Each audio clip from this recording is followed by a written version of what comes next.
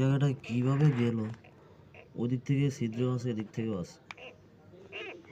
আমার সম্ভবত ওই দিক থেকে আসছে।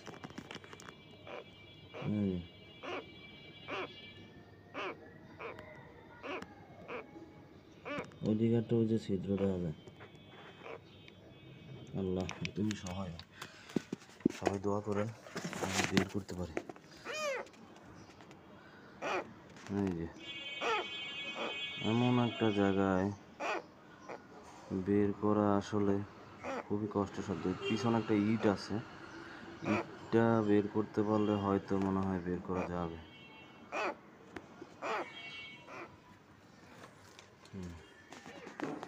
এবারের বাউন্ডারির সীমানা থেকে এমন একটা পজিশন